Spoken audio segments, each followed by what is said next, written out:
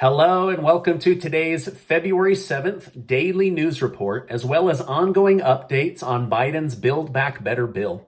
If you're a subscribed member of my community, then welcome back. On this channel, I keep you in the loop on what's really going on in Washington, D.C. with President Biden, the Build Back Better stimulus bill, the U.S. economy, money, investing, and much, much more. All right, don't forget to enter your name to be one of the winners of the cash contest giveaway that Casey and I are doing for the month of February, thanks to generous video sponsors, and I'll make sure to leave a link below. Also, I appreciate you guys giving these videos a like. I really appreciate that, and do hours and hours of research, and hope that you guys appreciate watching these videos. There is so much going on in Washington, D.C., our country, and the world, so there's a lot of big stuff. So I'm going to cover it today in as short of a video as I can. Okay, there are some major news stories, and the first could affect your wallet. The Canadian Freedom Convoy continues at the border. Justin Trudeau said he won't use the military just yet on the people of Canada, but the Canadian police are looking for any small infraction to give themselves permission to arrest these people. They are trying to block any and all help coming from other Canadians seeking to join in the effort. If you are caught bringing in food or fuel, you could be arrested and jailed. That's how serious the police are now taking this situation. The police are also confiscating fuel from trucks. That way the truckers are totally blocked and locked down. People in support of the truckers raised $10 million on GoFundMe. However, GoFundMe was instructed by government leaders not to release that money, but to give it away to charity. After significant backlash, GoFundMe realized giving away other people's money to charity without their permission, instead of refunding the money, is akin to stealing people's money. However, now they are trying to slow down giving people's refunds back, and a conservative group by the name of Give, Send, Go has offered to host the fundraiser. Over $5 million has been raised, and GoFundMe is now under investigation with multiple states' attorneys general for blocking the free flow of money, while in the past releasing it to groups such as in Seattle, where these groups did millions of dollars of damage to the city. So they're being called hypocrites, but they're also now being investigated for the way they're behaving with donated dollars. However, the people of Canada continue to pour in to support the rally. Justin Trudeau's office is getting over 4,000 calls a day for him to resign or drop the mandates in Canada. Lawmakers are trying to label the truckers as insurrectionists and have them jailed, which would ironically lead to a massive trucker shortage. So I'm not sure how this whole thing is going to shake out. A similar rally was started here in the United States. However, Facebook continues to shut it down in an attempt to control the people on behalf of the government. Now, speaking of Facebook, within 1 week of losing $250 billion in their stocks, the European Union is threatening Facebook with massive fines for blocking information and hosting Europeans' private data in countries other than Europe. Facebook said to do what we tell you, Europe, or we'll shut down Facebook in all of Europe. To which European leaders said, go ahead, Facebook. Facebook would lose hundreds of billions of dollars in revenue, and so they played chicken and just lost to European leaders. So I guess Facebook likes to control and censor people, but they don't like when they're controlled or censored. First Lady Jill Biden announced this weekend that the White House has decided to drop 2 years of free college from Biden's Build Back Better bill. She said they need to make room for other programs that could have a bigger impact during these difficult times. Representative Ro Khanna of California said Democrats need to just pass something big before the election. So at this point, let's just give Senator Joe Manchin a pen and let him write the next Build Back Better stimulus bill so that we can get it voted on. Now, speaking of Representative Ro Khanna, he said, after giving it thought, members of Congress should not be able to invest in stocks while in office. However, their spouses should be able to. Now, we know politicians would never direct their spouses on how to buy stocks based on inside information because all politicians are honest. So I think Mr. Ro Khanna has a point here. Not. All right, now yesterday in a rare CNN interview, Senator Joe Manchin said on a dual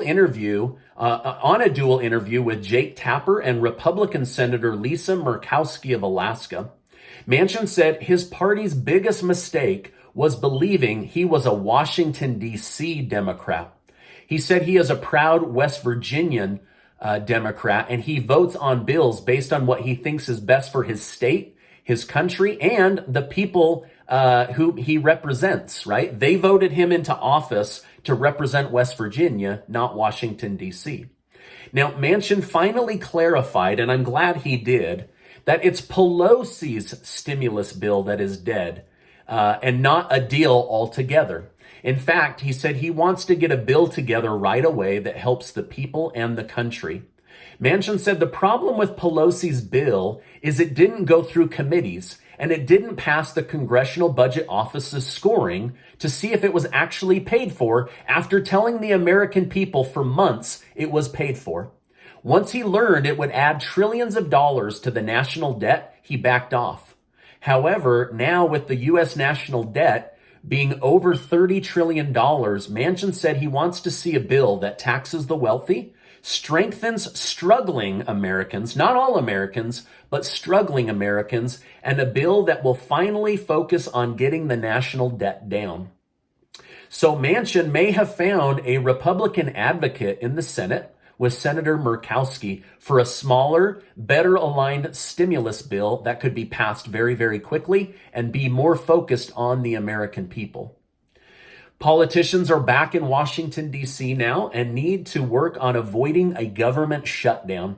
The new Build Back Better Stimulus Bill 2.0 and setting Biden up for a smooth Supreme Court judge nomination, all Democrats and a few Republicans will support. So there's a lot on their plate right now. Now, regarding the government shutdown on February 18th, Democrat leaders are saying instead of trying to solve this now, let's immediately move our effort towards a continuing resolution bill to buy us another 90 days. However, many Republicans are against another 90 days of kicking the can down the road, but don't want to upset the American people with a potential government shutdown. Okay, now speaking of shutdowns, the government and many private companies are trying to shut down podcaster Joe Rogan for having a differing opinion than them. However, Spotify said they won't censor his speech. Instead, they will invest $100 million in helping marginalized voices get heard on their platform. They did not clarify what a marginalized voice was. Now, speaking of Joe Rogan and $100 million, video hosting site Rumble has offered Joe Rogan $100 million over the next 4 years to leave Spotify and join them. They said they promise they will never censor him or any of his guests for having differing opinions. Okay, now in some bad news, Tyson Foods said they may have to raise food prices by double digits again. They say costs, workers' fee, and inflation are forcing their hands on price increases.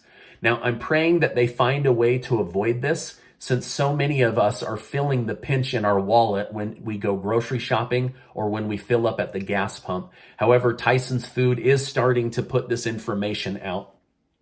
I really wish the Biden administration and the White House would put all of their focus on inflation right now. It is killing so many people's financial situations, almost worse than COVID did in 2020. And just when you thought meat prices couldn't go higher, several lawmakers in Washington, D.C. are suggesting there be a hefty tax placed on meat right now. They say it's already high. Why not just add this tax on to really discourage people from eating meat? Now, it's not to try to help with the supply chain issue or the supply and demand issue. They say with that money and the lack of meat being consumed, they could save the world from climate change. So again, I'm not sure I'm in favor of a hefty meat tax right now, or maybe ever, since food costs are already through the roof. Now, I'd be curious to know from you, do you think more like me, or do you think that the government should put this hefty meat tax in place? Let me know your thoughts in the comments. I'm against the meat tax or I'm for the meat tax. Let me know your thoughts. All right, now in some good news, a year ago, I told my community about a $7 energy stock called Energy Transfer. If you bought it then, you were up 43% on your money. Plus, you had a 6% dividend all year long for a total increase on your money of 49%. That's incredible, a 49% gain on your money.